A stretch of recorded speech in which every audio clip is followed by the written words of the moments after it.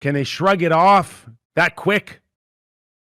You know what? I guess it's two ways. I would prefer to go right back after it. I would prefer to go right back after it and, hope that they're pissed off enough and they're focused enough and they're so mad that they're going to come out and win a game and take it home. But I'm telling you, under 10 minutes, everything seemed to be in control, Mac. And, we've lived it as players where nothing is ever decided until you hear the last second click off the clock and you hear the buzzer. Tell me what Ken Holland is feeling today on this Monday.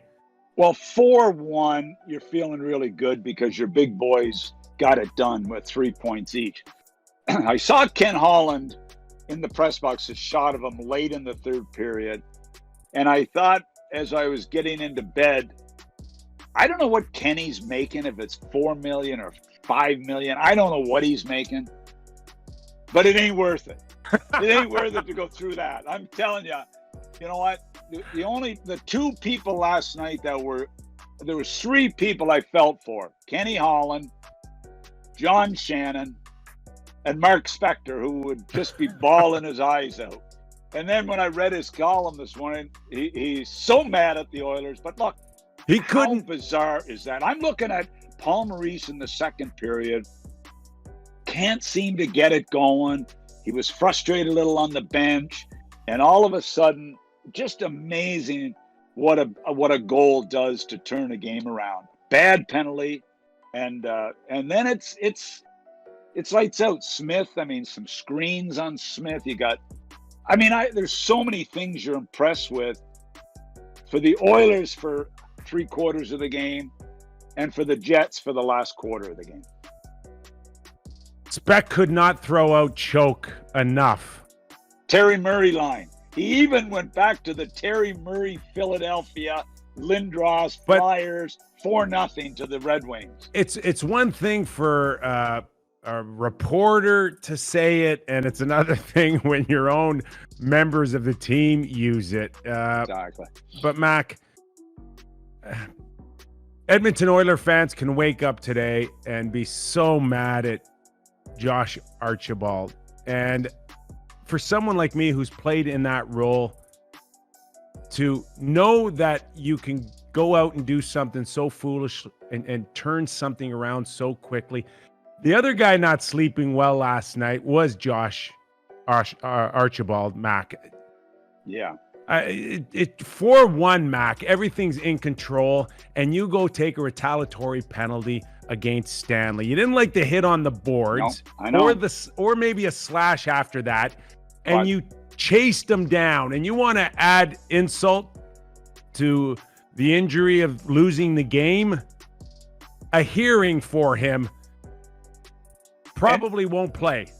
And the hearing is the least of his problems. This is when post-game the coach calls you out, the media call you out, your players, your teammates are shaking their head. I feel sorry for this kid. He's come in this year. He's been a battler for them. He's been a guy that's helped their third and fourth lines when they didn't have a whole lot of depth. And then to do this and to have this happen at a critical time in a game. Talk about a brain cramp. Talk about the coach calling him out. Talk about everything. This kid, and he's not a kid, but he's a young NHL player with experience. It's devastating to him.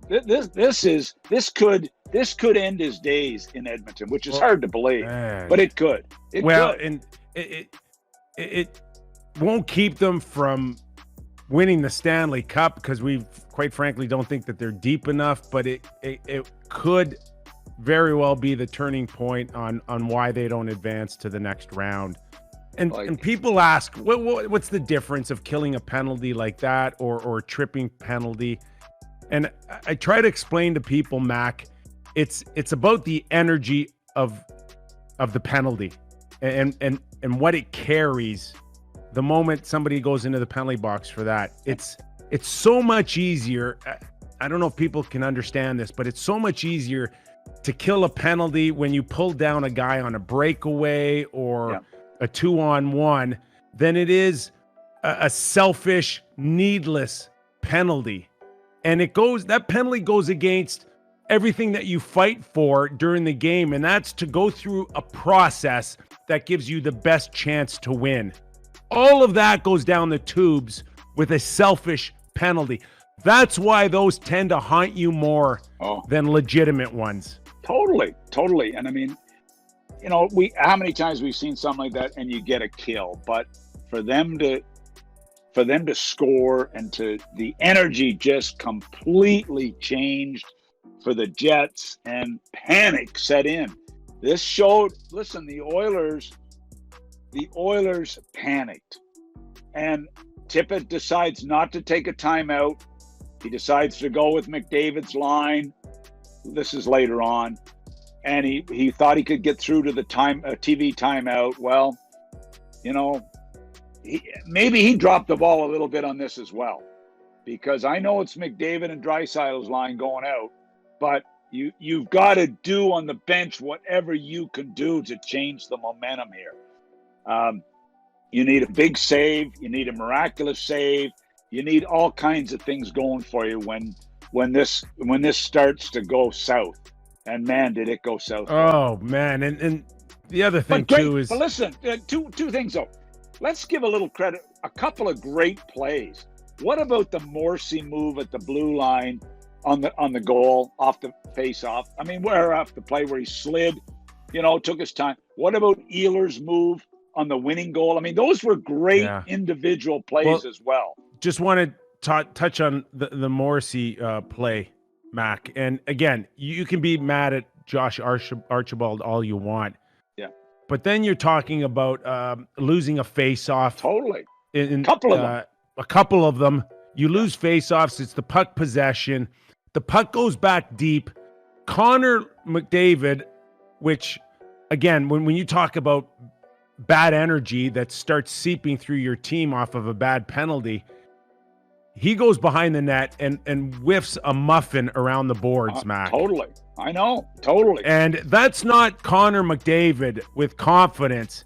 No. That's a Connor McDavid that's waiting for more bad things to happen. Yeah. And then to compound mistake after mistake, it goes back to Josh Morrissey. The drive-by by Puljujärvi. Was it caught? Oh, yeah, right. The drive-by by Puljujärvi, where he is now angling and he's got the inside. And not only does he turn and lose the lane, Mac, he turns his back towards him. Like 101 checking. You that's your point, man. And you do a 360 and you turn your back on him. That's not how you play playoff hockey, and that's not how you win. So as much as you want to point a finger at Josh Archibald, it was a disaster after that penalty. And good job by the Jets getting a little traffic in front of Smith at critical times in the third period, where they just took his eyesight away a touch, just enough to beat him. Look. And the look on Connor McDavid's face after the game said it all. I mean, how much after 5, 6, 7 years can you take it? This is a 2-1 series today with all kinds of momentum going towards the Oilers if they clean that up at the end of the game. And now they're seriously, 3-0. It's a hill, man. It's a mountain.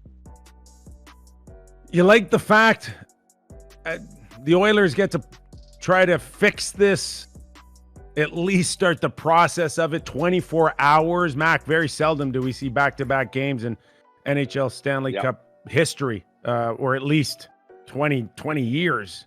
You like it? You don't like it? Can they shrug it off that quick? You know what? I guess it's two ways. I would prefer to go right back after it. I would prefer to go right back after it and hope that they're pissed off enough and they're focused enough and they're so mad that they're going to come out and win a game and take it home. But I'm telling you, it's really weird. I remember we had Boston 3-0 and we lost 3-1, we're going back to Boston, and I'm thinking, geez, if they win this, it's 3-2. Then we're going home, and all of a sudden it's 3-2, and there's pressure on us again. Because if it goes 3-3, we're going back to Boston for Game 7. And I'm thinking, because you look ahead, you keep looking ahead, and you're nervous. So if I'm the Oilers, I want to go right back at it tonight and have my guys as focused as possible.